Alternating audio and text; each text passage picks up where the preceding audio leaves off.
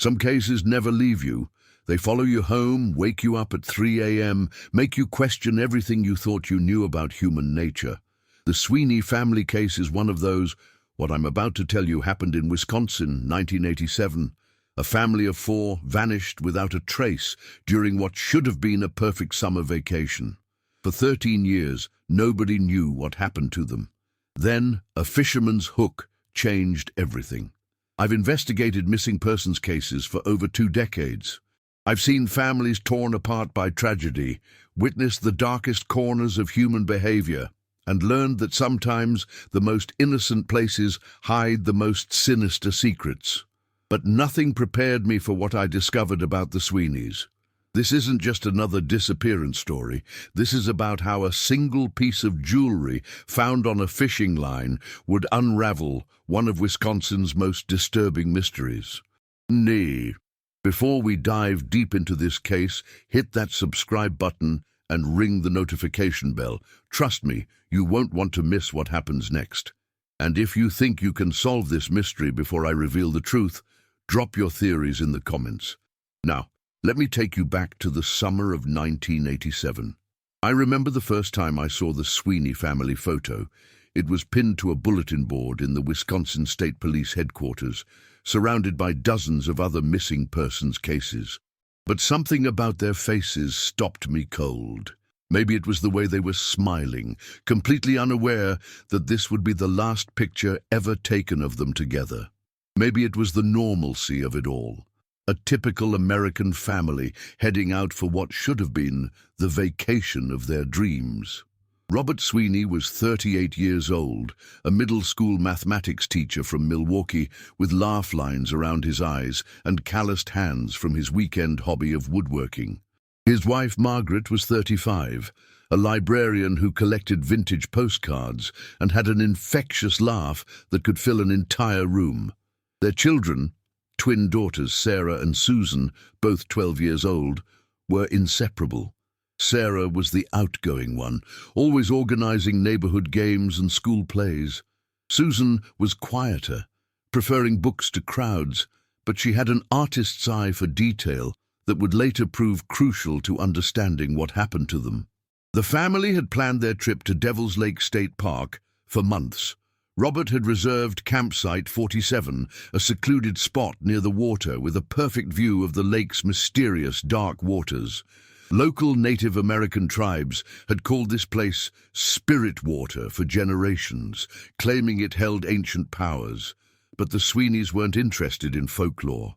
They wanted peace, quiet, and a chance to disconnect from their busy Milwaukee life.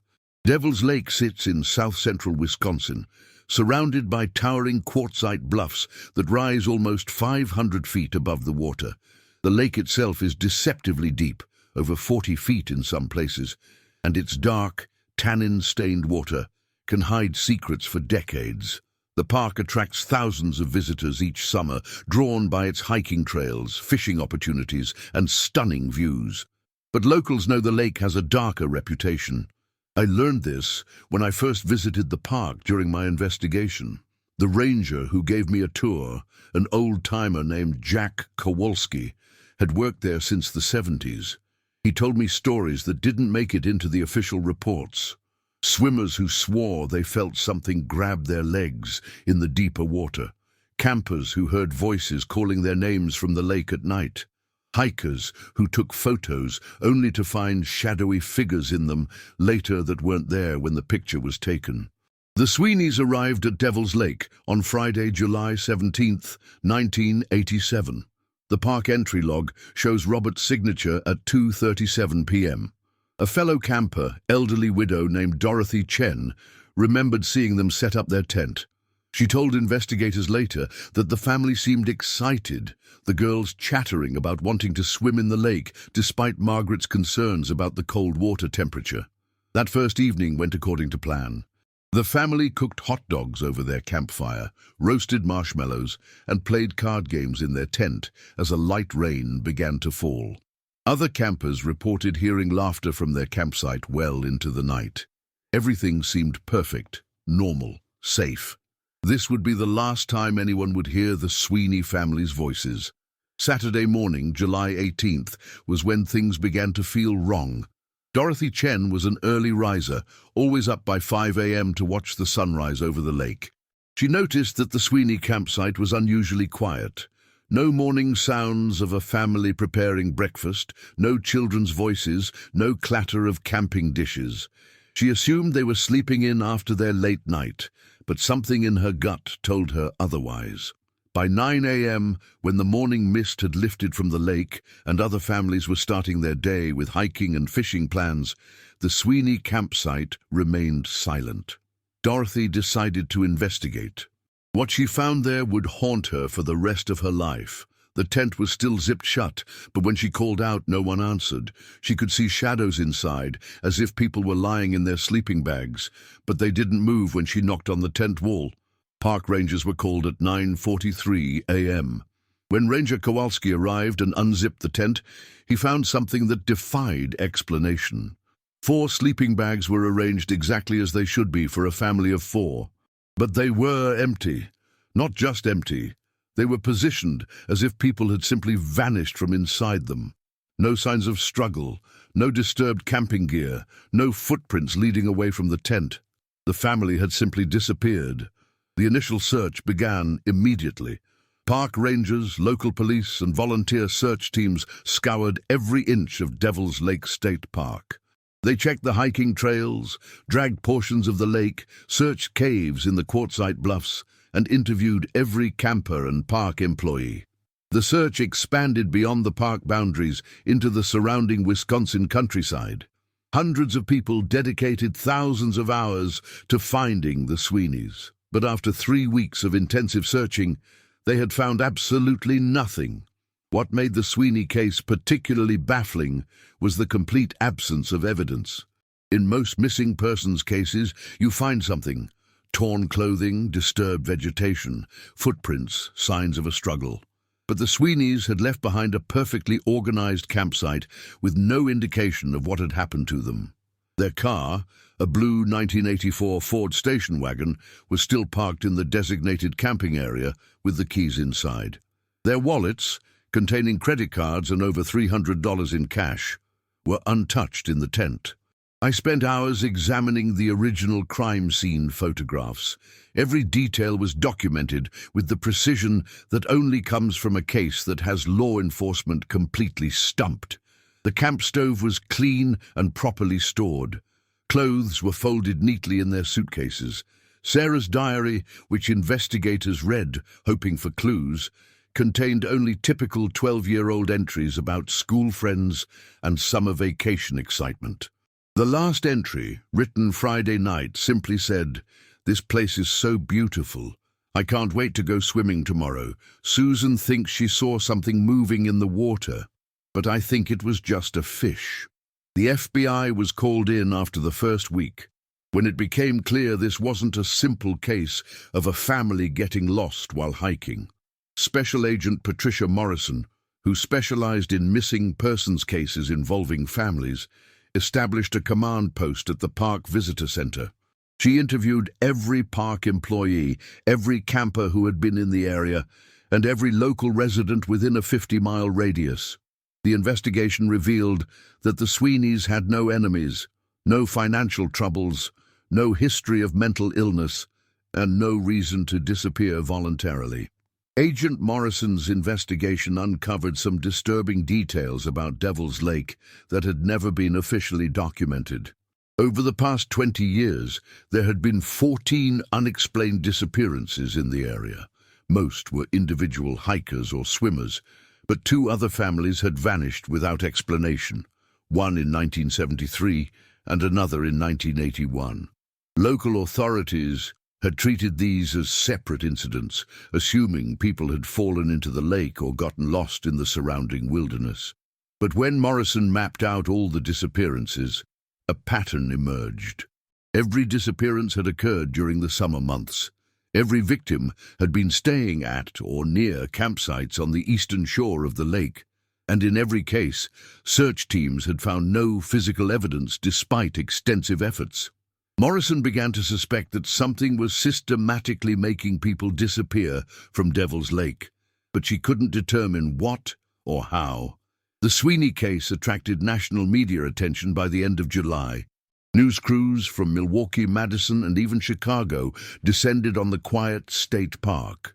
The story had everything that captures public imagination: a perfect American family, a mysterious disappearance, and a beautiful but ominous natural setting. Television reporters broadcast live from the Sweeney campsite, and newspapers ran front-page stories with headlines like "Family Vanishes into Thin Air" and "Devil's Lake Claims Another Victim." But media attention couldn't solve the case. As weeks turned into months, the intensive search efforts gradually scaled back. The FBI reassigned Agent Morrison to other cases. Local police reduced their involvement to periodic check-ins. The Sweeney family became another cold case file in a cabinet full of unsolved mysteries. By Christmas of 1987, most people had stopped talking about them. However, Margaret Sweeney's sister, Linda Crawford, refused to give up. She hired private investigators, organized search parties, and kept the story alive through relentless media campaigns. Linda established a reward fund that eventually grew to $50,000 for information leading to the family's discovery. She appeared on television shows, gave newspaper interviews, and never stopped believing that someone, somewhere, knew what had happened to her sister's family. Linda's persistence kept the case from completely disappearing into the archives. She convinced authorities to re-examine the evidence annually and pushed for new searches whenever technology improved. When ground-penetrating radar became more sophisticated in the early 90s, she funded sweeps of the entire state park. When underwater cameras became more advanced, she paid for new searches of Devil's Lake's deepest sections. Every lead, no matter how unlikely, received her full attention and financial backing. The case began to attract amateur investigators and conspiracy theorists. Some believed the family had been abducted by a serial killer who disposed of bodies in the lake's deep waters. Others suggested government cover-ups or supernatural explanations involving the lake's Native American spiritual significance. Internet forums dedicated to unsolved mysteries featured lengthy discussions about the Sweeneys, with armchair detectives proposing elaborate theories but no concrete solutions. By the mid-90s, even Linda Crawford had to accept that traditional investigation methods had been exhausted. The case remained officially open, but no new evidence had emerged in 8 years. Law enforcement agencies had other priorities, and public interest had moved on to more recent mysteries. The Sweeney family seemed destined to become one of those cases that would never be solved. But sometimes the most important breakthroughs come from the most unexpected sources. Sometimes a single moment of chance, a random decision by someone completely unconnected to a case, can change everything. For the Sweeneys, that moment would come on a quiet Sunday morning in June of 2000, when a retired postal worker named Eugene Kowalski, Jack's younger brother, decided to try his luck fishing in a secluded cove on the southern shore of Devil's Lake. Eugene Kowalski had been fishing Devil's Lake for 40 years, but he had never tried the small cove where Otter Creek emptied into the main body of water. Local fishermen avoided this area because the water was shallow and filled with fallen logs that snagged lines. But Eugene was 72 years old, recently diagnosed with emphysema, and figured he had nothing to lose by exploring new fishing spots. He had time to kill and a desperate need to feel useful after a lifetime of routine. That Sunday morning was perfect for fishing. Overcast skies, light breeze, water temperature cool enough to bring fish closer to the surface. Eugene parked his old pickup truck at an unmarked trailhead and hiked the half-mile to the secluded cove, carrying his tackle box and a thermos of black coffee. The area was beautiful, but eerily quiet. No other fishermen, no hikers, no sounds except water lapping against the rocky shore and wind rustling through oak trees. Eugene set up his folding chair on a flat rock jutting into the water and cast his line toward a submerged log about 30 feet from shore. He was using night crawlers as bait, hoping to catch some of the largemouth bass that Devil's Lake was famous for. For the first hour, he caught nothing but enjoyed the solitude and the way morning mist drifted across the water's surface. Around 10 a.m., Eugene felt a solid strike on his line. The fish was strong, pulling hard and diving deep, making his reel sing as line disappeared into the dark water. He had been fishing long enough to know this was something substantial, probably a bass over 3 pounds, maybe even bigger. But as he fought the fish, his line kept getting tangled in what felt like underwater branches or debris. After a 10-minute battle, Eugene finally managed to reel in his catch. But when he lifted it out of the water, he realized immediately that something was wrong. Attached to his hook, along with a decent-sized bass, was something that made his blood run cold. Tangled in his fishing line was a tarnished chain bracelet with small charms hanging from it. Even after 13 years underwater, he could make out tiny silver figures, a book, a musical note, a small heart. Eugene's hands shook as he carefully removed the bracelet from his fishing line. He had heard about the Sweeney family case, of course.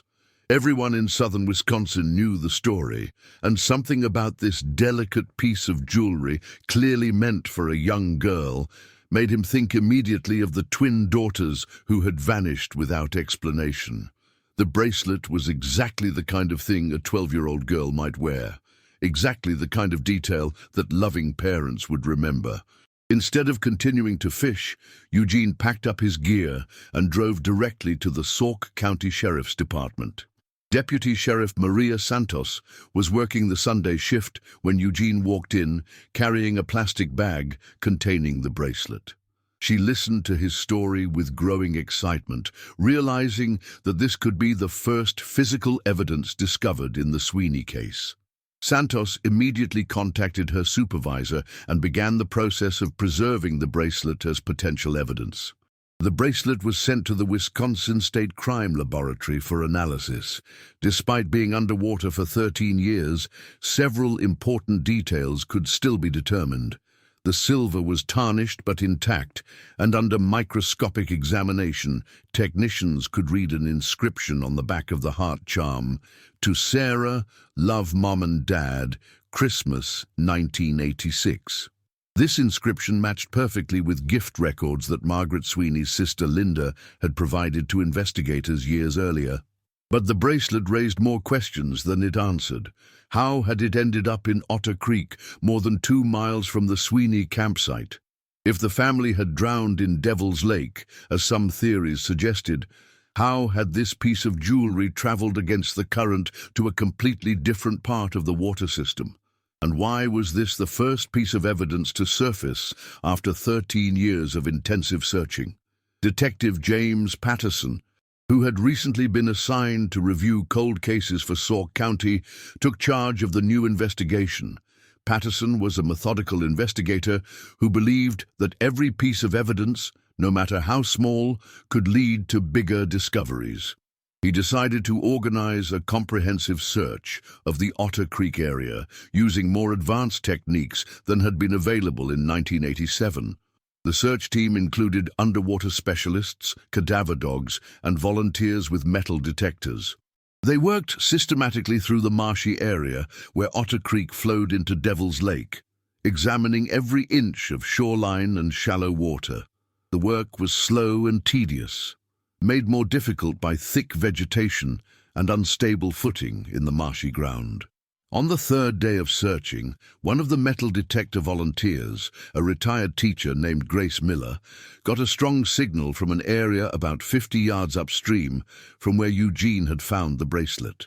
The signal was coming from beneath several feet of marsh grass and sediment that had accumulated over the years.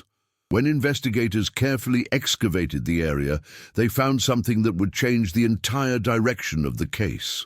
Buried in the mud was a small leather wallet, blackened and deteriorated from years underwater, but still recognizable. Inside, protected by the leather and layers of silt, was a driver's license that was still partially readable. The name on the license was Robert James Sweeney, and the address matched the family's Milwaukee home. But the wallet's location made no sense according to any of the existing theories about what had happened to the family. The discovery of Robert Sweeney's wallet created a new urgency in the investigation. Detective Patterson realized that if two pieces of evidence had survived 13 years in the Otter Creek area, there might be more. He expanded the search zone and brought in specialized equipment, including side-scan sonar units typically used for underwater rescue operations. The Wisconsin Department of Natural Resources provided additional resources, and the case attracted renewed media attention. Local television stations began broadcasting live updates from the search area. Newspaper reporters interviewed Eugene Kowalski, who had become an unexpected celebrity for his discovery. The story attracted national attention again, with cable news networks sending crews to cover what was being called a major breakthrough in Wisconsin's most mysterious disappearance case. But behind the media excitement, investigators were struggling with disturbing implications. The location where evidence was being found didn't match any logical explanation for how the Sweeney family had disappeared. Otter Creek was not connected to the main camping areas of Devil's Lake. There were no hiking trails that led directly from the Sweeney campsite to the creek. If the family had been victims of an accident, their bodies and belongings should have been found in or near the main lake, not in a remote creek system 2 miles away. Patterson began developing a new theory. What if the Sweeneys hadn't disappeared from their campsite at all? What if they had left the tent voluntarily, planning to return, but encountered something or someone in the Otter Creek area? This would explain why their campsite showed no signs of struggle and why evidence was now being found so far from where they had been sleeping. But this theory created new questions. Why would a family leave their secure campsite in the middle of the night to walk 2 miles through unfamiliar terrain to a remote creek? What could have motivated them to make such a dangerous journey in darkness? And if they had encountered someone with malicious intentions, why had it taken 13 years for evidence to surface? The underwater search of Otter Creek yielded more discoveries. Divers found fragments of fabric that appeared to be from camping clothes, though they were too deteriorated for positive identification. They recovered a child's sneaker, size 7, which matched the size that one of the Sweeney daughters wore according to family records. Most significantly, they found a camping flashlight with the Sweeney family name etched into the metal handle. Robert had marked all their camping equipment to prevent loss or confusion with other campers' gear. Each new discovery was photographed, catalogued, and sent for forensic analysis, but the passage of time had degraded most organic evidence beyond useful analysis. DNA testing, which was becoming more sophisticated in the early 2000s, couldn't extract meaningful results from fabric that had been underwater for over a decade. The metal items provided confirmation that the Sweeneys had been in the Otter Creek area, but they didn't explain how or why. Patterson's investigation revealed another disturbing detail that had been overlooked in the original case files. 3 days before the Sweeneys disappeared, a local man named Raymond Cutter had been released from Waupun Correctional Institution after serving 8 years for aggravated assault and sexual assault. Cutter had grown up in the Devil's Lake area and knew the terrain intimately. More importantly, he had a history of stalking families at campsites and had been arrested twice in the early 1980s for lurking around camping areas at night. Cutter's release had been noted in police records, but in 1987, communication between different law enforcement agencies was not as systematic as it would become later. The investigators working the Sweeney case had never been informed that a convicted sexual predator with local knowledge was in the area when the family disappeared. This oversight represented a significant failure in the original investigation. Patterson immediately began searching for Raymond Cutter's current whereabouts. Department of Corrections records showed that Cutter had violated his parole in 1991 and had been rearrested on charges of stalking and attempted kidnapping in Greene County. He had served another 6 years in prison and was released again in 1997. His last known address was a halfway house in Madison, but he had moved out in 1998 and his current location was unknown. The search for Cutter became a priority, but tracking down a career criminal who had been avoiding authorities for 2 years proved challenging. Patterson issued bulletins to law enforcement agencies throughout Wisconsin and neighboring states. Cutter's photograph was distributed to parole officers, homeless shelters, and social service agencies. The case was featured on regional crime shows with requests for public assistance in locating him. While the search for Cutter continued, Patterson decided to re-examine the original evidence from the Sweeney campsite using more advanced forensic techniques. The family's tent, sleeping bags, and other camping equipment had been stored in an evidence warehouse for 13 years. Modern DNA analysis and trace evidence examination might reveal details that 1980s technology had missed. The re-examination produced immediate results. DNA analysis of the tent fabric revealed traces of an unknown male's genetic material on the exterior zipper. The DNA didn't match any of the Sweeney family members, and it was found in a location suggesting that someone had opened the tent from the outside.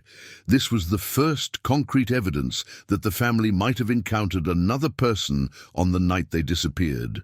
The DNA evidence changed everything about how investigators understood the Sweeney case. For 13 years, theories had focused on accidental drowning, voluntary disappearance, or natural disasters. But the presence of unknown male DNA on their tent suggested something far more sinister. Detective Patterson realized he was no longer investigating a missing persons case. He was likely investigating a multiple homicide. The Wisconsin Department of Justice upgraded the case to their major crimes unit and assigned additional investigators. Agent Sarah Coleman, who specialized in cold case homicides, was brought in to lead the expanded investigation. Coleman had successfully solved several decades-old murder cases using advanced DNA analysis and computer modeling techniques that weren't available in the 1980s.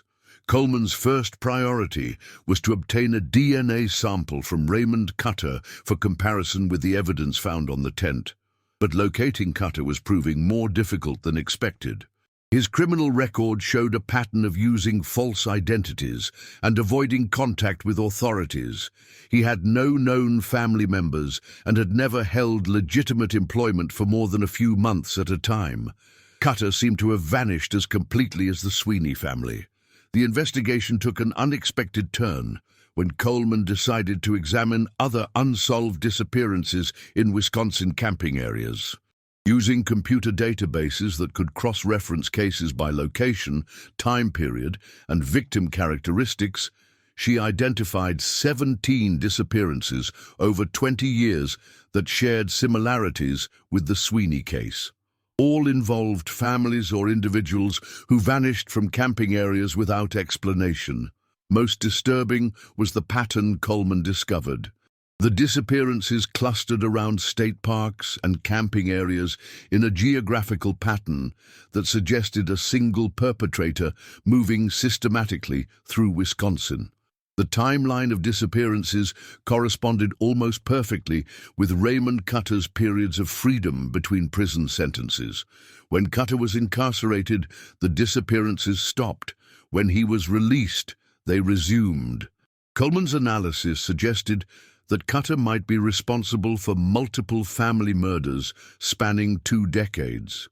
If this theory was correct, the Sweeney case was just one incident in a much larger series of crimes. The implications were staggering. Dozens of people might have been murdered by a serial killer who had operated undetected for years because his crimes were scattered across different jurisdictions, and jurisdictions hadn't been sharing information effectively. The FBI was contacted to assist with the investigation. Special Agent Michael Torres, who specialized in serial killer cases, was assigned to work with Coleman. Torres had worked on several high-profile cases involving killers who targeted families in remote locations. He brought expertise in behavioral analysis and experience with complex multi-jurisdictional investigations. Torres and Coleman developed a profile of their suspect. Based on the evidence and crime patterns, they believed they were looking for someone who was familiar with Wisconsin camping areas, comfortable moving through wilderness terrain at night, and sophisticated enough to dispose of bodies in ways that prevented discovery. The killer likely had a vehicle suitable for transporting victims and was knowledgeable about water systems and remote locations where evidence could be hidden.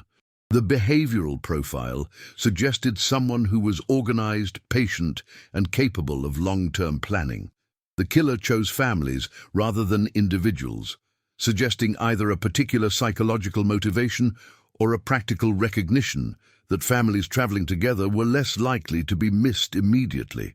The remote camping locations provided opportunities for crimes without witnesses and made body disposal easier. In December of 2000, the investigation received a break from an unexpected source. A social worker in Milwaukee contacted Agent Coleman with information about a man who had been seeking homeless services and seemed to match Raymond Cutter's description. The man had been using the name Robert Carson, but his physical characteristics and age were consistent with Cutter. More importantly, he had made comments to other homeless individuals about knowing Devil's Lake well and having done things there that nobody would ever find out about. Coleman and Torres immediately traveled to Milwaukee to investigate this lead. They found Robert Carson at a homeless shelter on the city's north side, and despite his attempts to maintain his false identity, fingerprint comparison confirmed that he was indeed Raymond Cutter. After 13 years of avoiding authorities, Cutter was finally in custody, but getting him to talk about the Sweeney case would prove to be an even greater challenge. Cutter was an experienced criminal who understood the legal system well enough to remain silent during initial questioning. He requested an attorney and refused to provide any information about his activities in 1987 or any other time period. His lawyer advised him to say nothing, recognizing that any admission could result in multiple murder charges. The investigation would have to build its case through evidence rather than confession. While Raymond Cutter remained silent in custody, forensic scientists worked to compare his DNA with evidence from the Sweeney tent. The results were conclusive. Cutter's genetic material matched the unknown male DNA found on the tent zipper.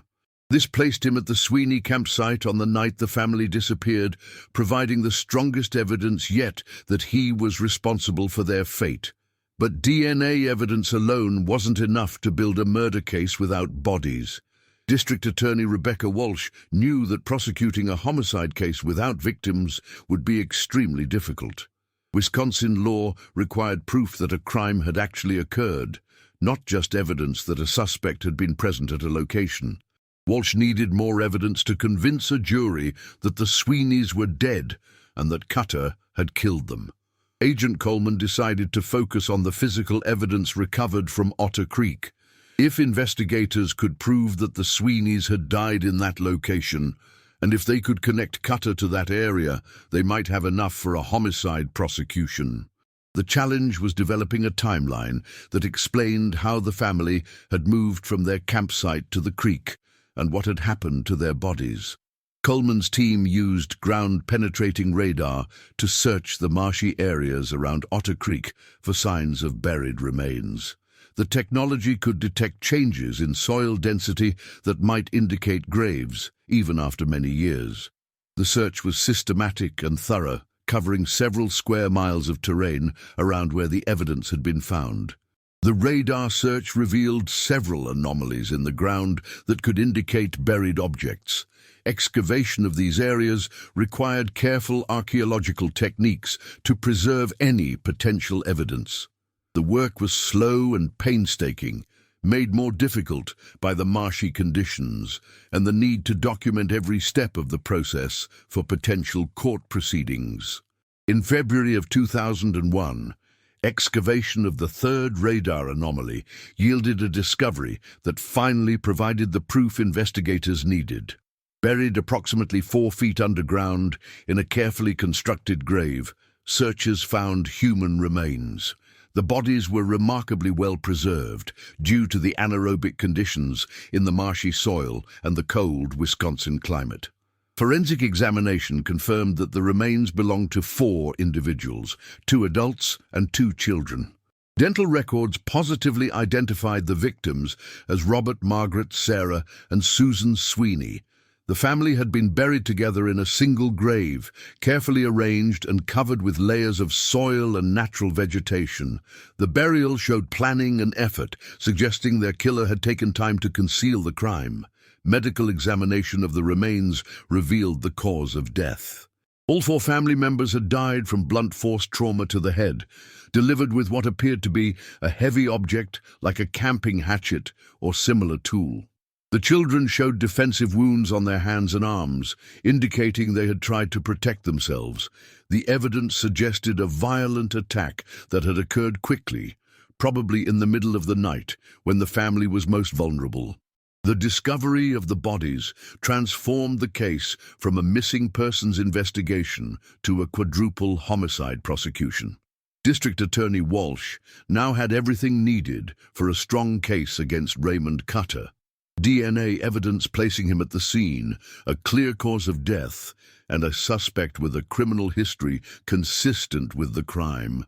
But Cutter's defense attorney was preparing to challenge every piece of evidence. Defense attorney Michael Stevens argued that the DNA evidence only proved Cutter had been near the tent at some point, not that he had committed murder.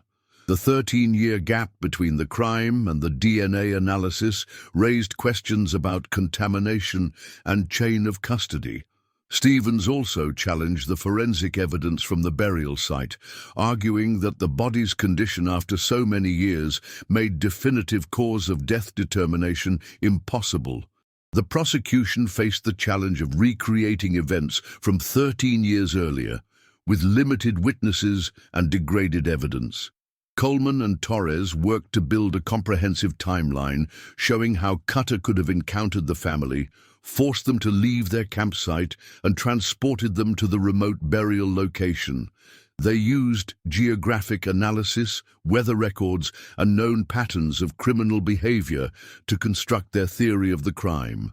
Computer modeling suggested that Cutter had approached the Sweeney campsite sometime after midnight, when other campers would be asleep and park rangers would be off duty. He likely forced the family at gunpoint or knife point to walk with him to a vehicle parked at one of the more remote trailheads. From there, he could have transported them to the Otter Creek area where he murdered them and buried their bodies. The prosecution's theory explained why no sounds of struggle had been heard at the campsite and why the tent appeared undisturbed. If Cutter had threatened the family with weapons and forced them to leave quietly, they might have cooperated, hoping to protect their children. The remote burial location showed familiarity with the area and access to tools for digging, both consistent with Cutter's background and criminal history. Raymond Cutter's trial began in September of 2001, 14 years after the Sweeney family's disappearance. The case had attracted national media attention, with reporters describing it as one of Wisconsin's most significant criminal trials in decades. Families of camping enthusiasts followed the proceedings closely, many having curtailed their own outdoor activities due to fears about camping safety. Prosecutor Rebecca Walsh built her case methodically, starting with the family's normal life in Milwaukee and their decision to vacation at Devil's Lake. She called witnesses who testified about the Sweeney's character, their close family relationships, and their complete lack of reasons to disappear voluntarily. The prosecution established that this was a loving, stable family with no history of problems that might explain their vanishing. Walsh then presented the timeline of the disappearance, using park records, witness testimony, and physical evidence to show exactly when and where the family was last seen alive. She emphasized the mysterious circumstances, the undisturbed campsite, the empty sleeping bags arranged as if people had simply vanished from them, and the complete absence of any explanation for their disappearance. The DNA evidence was the centerpiece of the prosecution's case. Forensic expert Dr. Patricia Williams explained to the jury how genetic material had been recovered from the tent zipper and how laboratory analysis had matched it to Raymond Cutter. The statistical probability of the match was overwhelming, less than 1 in several billion, that the DNA could have come from someone else. Defense attorney Michael Stevens challenged the DNA evidence aggressively. He argued that 13 years of storage could have led to contamination, that the chain of custody wasn't perfect, and that the presence of DNA only proved contact with the tent, not murder. Stevens suggested that Cutter might have encountered the tent after the family had already disappeared, or that the DNA could have been transferred through innocent contact. The prosecution's presentation of the burial site evidence was particularly powerful. Medical examiner Dr. Richard Torres testified about the condition of the remains and the clear evidence of homicidal violence. Photographs of the burial site showed the careful arrangement of the bodies and the effort required to dig the grave and conceal it. This wasn't an accident or suicide. This was clearly a multiple murder. Agent Coleman testified about the pattern of disappearances that corresponded with Cutter's periods of freedom from prison.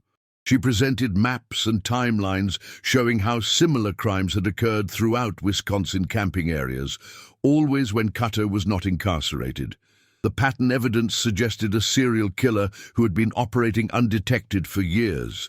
The defense strategy focused on creating reasonable doubt about Cutter's guilt. Stevens argued that the prosecution's case was built on circumstantial evidence and speculation. He pointed out that no witnesses had seen Cutter at Devil's Lake in 1987, that the DNA evidence was problematic, and that the burial site could have been created by someone else entirely. Stevens also challenged the prosecution's timeline, arguing that it would have been impossible for one person to force 4 people to leave their campsite, transport them several miles, murder them, and bury them without being detected. He suggested that the real killer might still be free while his client was being wrongly prosecuted for crimes he didn't commit. The jury deliberated for 3 days before reaching their verdict. The combination of DNA evidence, the discovered remains, and the pattern of similar crimes was compelling enough to convince them of Cutter's guilt beyond reasonable doubt. Raymond Cutter was convicted on 4 counts of first-degree murder and sentenced to life in prison without possibility of parole.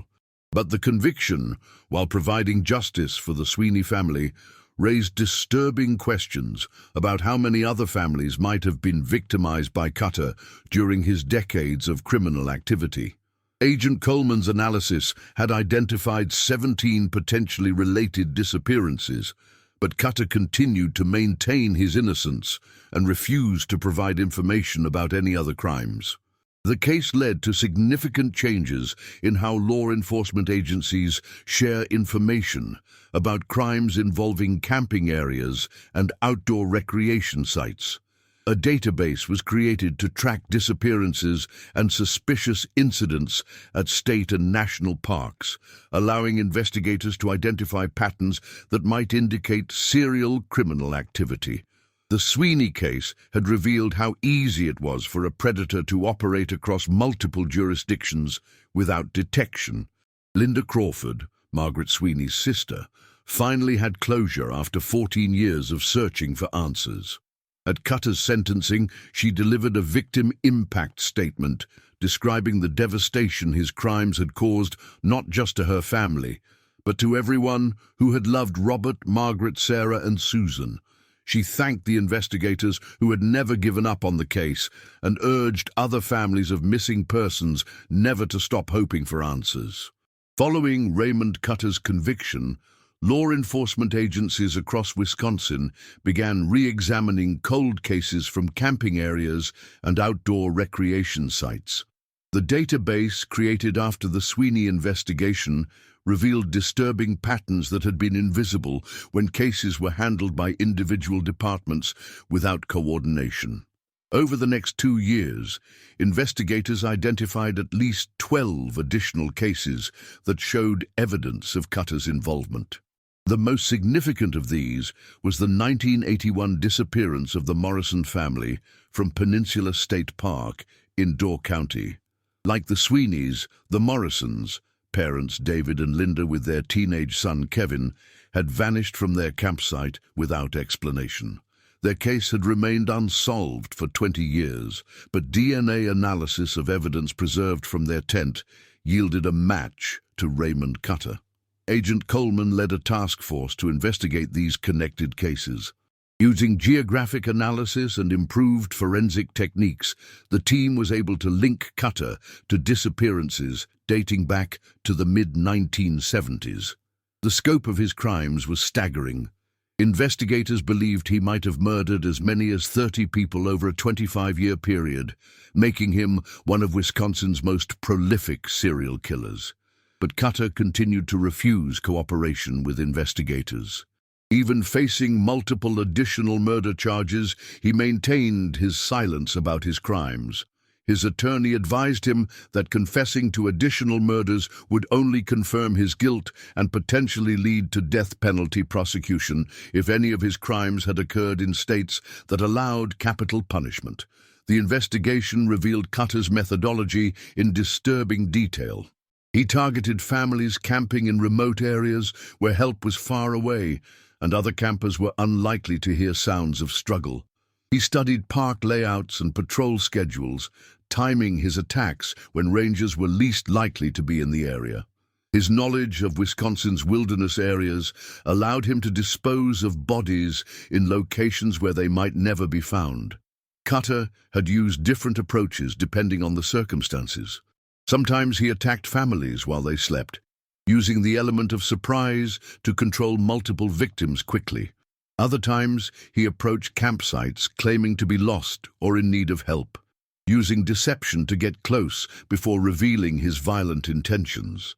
His experience as a career criminal had taught him how to avoid leaving evidence and how to select victims who wouldn't be missed immediately. The task force's work provided closure for many families who had waited decades for answers about missing loved ones. Bodies were recovered from burial sites in remote areas across Wisconsin, allowing families to finally hold proper funerals and begin the grieving process that had been suspended by uncertainty.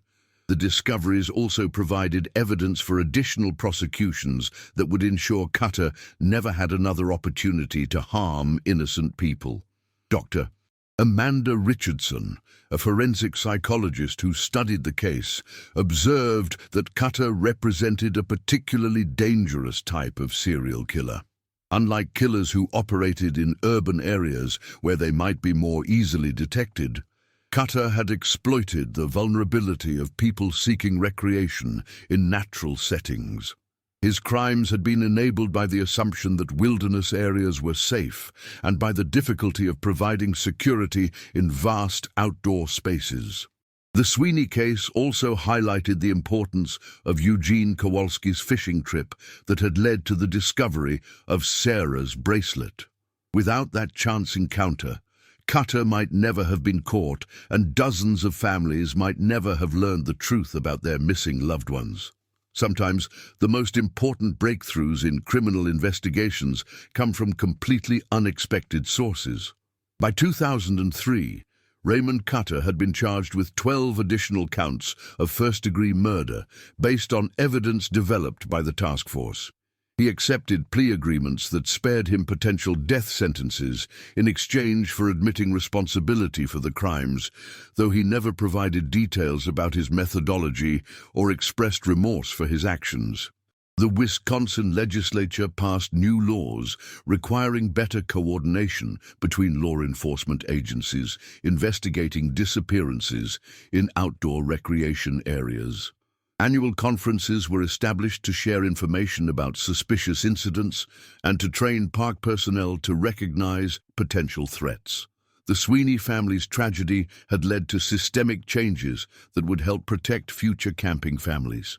Margaret Sweeney's sister Linda used her experiences with the case to establish a foundation providing support for families of missing persons.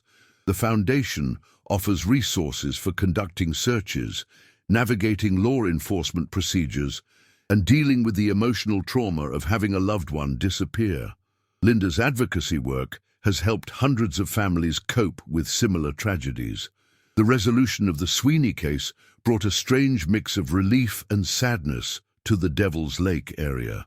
Campers and hikers could visit the park again without the constant shadow of unsolved mystery, but the knowledge of what had actually happened there was almost more disturbing than the uncertainty had been. The park installed memorial plaques for the Sweeney family and other victims, creating a place where people could remember them and reflect on the tragedy. Eugene Kowalski, whose fishing trip had sparked the breakthrough in the case, struggled with the attention his discovery had brought. At 75 years old, he found himself reluctantly famous for his role in solving Wisconsin's most notorious cold case. He gave interviews to reporters and appeared on television programs, but he often said he wished he had never found that bracelet. The knowledge of what it represented haunted his remaining years. Jack Kowalski, Eugene's brother who had been a park ranger at Devil's Lake, retired shortly after Cutter's conviction. He felt guilt about not recognizing the danger that had been stalking families in his park for years. During his final interview with park administrators, he revealed details about suspicious incidents over the years that had never been properly investigated. Unexplained sounds in the night, reports of someone watching campsites from the woods, equipment that moved between evening and morning. The psychological impact on the local community was significant. Many longtime residents had difficulty accepting that such violent crimes had occurred repeatedly in their peaceful area, without anyone recognizing the pattern. Parents became more protective of their children during outdoor activities. Camping equipment sales declined in the region as families chose to vacation elsewhere or stay in hotels rather than camping. Dr. Sarah Martinez, a criminologist who studied the case's impact on community psychology, noted that the Sweeney case represented a fundamental violation of people's assumptions about safety in natural settings. Families visit state parks specifically to escape urban dangers, but Cutter had brought predatory violence into spaces that were supposed to offer peace and security. The psychological effects extended far beyond the immediate area as news coverage made camping families across the Midwest more anxious about their own safety. The case also had lasting effects on law enforcement procedures and training. Police academies began including coursework about serial crimes in outdoor recreation areas. Park rangers received training about recognizing signs of criminal activity and coordinating with law enforcement agencies. Emergency communication systems were improved to ensure that help could reach remote camping areas more quickly. Raymond Cutter died in prison in 2007, 4 years after his final conviction.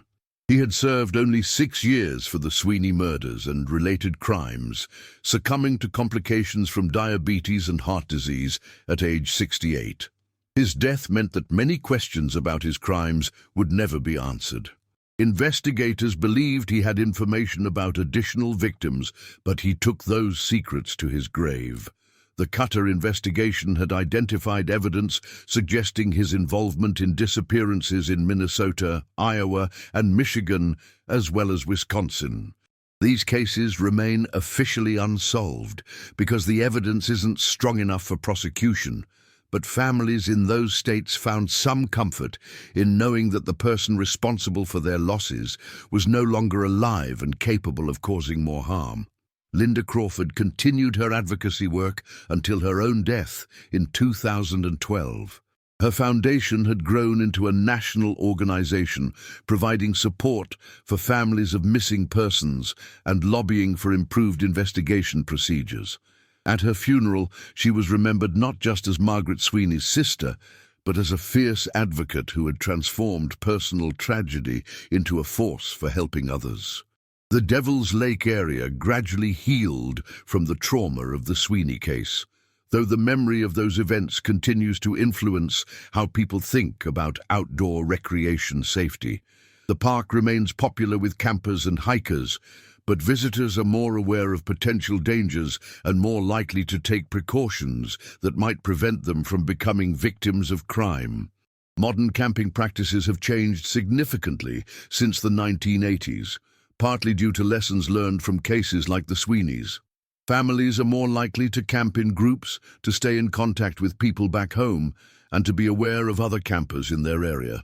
Cell phone coverage has improved in many wilderness areas, making it easier to call for help in emergencies. Today, more than 2 decades after the Sweeney family's bodies were discovered, their case continues to influence how we think about safety in outdoor recreation areas. The campsite where they spent their last night remains available for use at Devil's Lake State Park, though it's now equipped with emergency communication equipment and better lighting. Many campers who stay there are unaware of the site's tragic history, while others specifically request it as a way of remembering the family. The broader implications of the Sweeney case extend beyond camping safety to questions about how serial criminals exploit the systems and assumptions that govern our daily lives. Raymond Cutter was able to operate undetected for decades, partly because he understood that law enforcement agencies didn't effectively share information across jurisdictions, and because he recognized that crimes in remote areas were less likely to be solved quickly. Current FBI behavioral analysis of the case suggests that Cutter was far more sophisticated than most serial killers.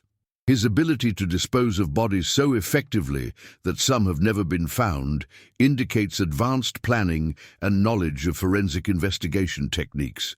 His selection of victims and locations showed strategic thinking that allowed him to avoid detection far longer than most violent criminals. The advances in forensic science that helped solve the Sweeney case have continued to improve since Cutter's conviction. DNA analysis has become more sensitive and reliable, ground-penetrating radar technology has improved, and databases for sharing information between agencies have become more comprehensive. Cases that seemed impossible to solve in the 1980s can now be investigated with tools that would have seemed like science fiction to the original investigators. But technology alone cannot prevent crimes like those committed against the Sweeney family. Protection requires awareness, preparation, and community vigilance. The camping community has developed informal networks for sharing information about suspicious incidents and potential threats. Online forums and social media groups allow outdoor enthusiasts to warn each other about dangerous situations and to coordinate safety measures. The Memorial Fund, established in the Sweeney family's name, has supported search and rescue operations, victim advocacy programs, and research into improving safety for outdoor recreation. The foundation continues to fund annual training programs for law enforcement officers who work with missing persons cases, ensuring that the lessons learned from the investigation continue to benefit future cases. Investigators who worked on the Sweeney case often reflect on how different the outcome might have been if Eugene Kowalski had decided to fish somewhere else that Sunday morning in 2000. The randomness of his discovery underscores how many criminal cases might remain unsolved simply because the right piece of evidence never surfaces or the right witness never comes forward. Agent Coleman, who led much of the investigation after Cutter's capture, has written extensively about the case in law enforcement journals. Her work emphasizes the importance of maintaining hope in cold cases and continuing to apply new technologies to old evidence. She credits the Sweeney family's advocacy, particularly Linda Crawford's persistence, with keeping the case active long enough for the breakthrough to occur. The case has been featured in numerous true crime documentaries, books, and television programs. Each retelling focuses on different aspects of the story: the family's normal life that was suddenly shattered, the investigative challenges of working without bodies or witnesses, the role of new technology in solving old crimes, or the psychological profile of a serial killer who operated in wilderness areas. But perhaps the most important legacy of the Sweeney case is the awareness it created about the potential for violence in places where people go to find peace. Families still camp at Devil's Lake and other state parks throughout Wisconsin, but they do so with greater awareness of their surroundings and more attention to safety precautions that might prevent them from becoming victims. The last entry in Sarah Sweeney's diary, written the night before her family disappeared, mentioned seeing something moving in the lake water. She thought it was just a fish, but her sister Susan had been more suspicious. In retrospect, investigators wonder if the girls might have seen Raymond Cutter watching their campsite from the shoreline, preparing for the attack that would come hours later. If so, Susan's instincts were correct, but tragically, the family had no way of knowing the danger they were in. What do you think really happened during those final hours when the Sweeney family encountered Raymond Cutter? How did he manage to control 4 people and force them to leave their campsite without alerting other campers? Leave your theories in the comments below, and don't forget to subscribe for more deep dives into cases that changed how we think about safety and justice.